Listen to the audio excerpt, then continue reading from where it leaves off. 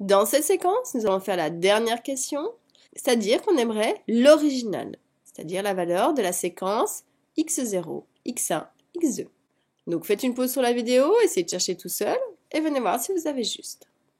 En fait, ici, c'est une synthèse des questions précédentes qui est que je n'ai juste à recopier mes résultats, qui va être, donc premier élément, on avait vu que c'était 1/3 de x0 plus x1 plus x2. Deuxième élément, on va calculer en faisant 1/3 de x0 plus x1 oméga plus x2 oméga 2.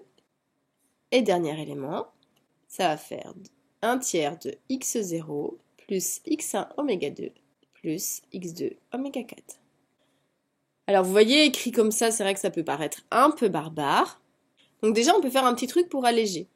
Puisque je vois que dans chacun de ces éléments, j'ai 1/3 qui est commun.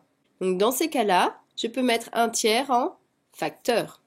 Ça, je sais qu'un vecteur, si toutes ses coordonnées sont multipliées par un nombre, bien c'est comme si je le mettais devant. Donc en fait, si je mets 1/3 dans le premier en facteur, ça va faire x0 plus x1 plus x2. Deuxième coordonnée, ce sera x0 plus x1 oméga plus x2 oméga 2. Et le troisième, ce sera x0 plus x1 oméga 2 plus x2 oméga 4. Donc ici, je vais pouvoir calculer avec des chiffres maintenant, si on me donnait une application. Mais on va voir qu'avec la dernière question, si on utilise une présentation matricielle, ce sera d'autant plus simple à exploiter. Donc c'est ce qu'on va faire dans la question suivante.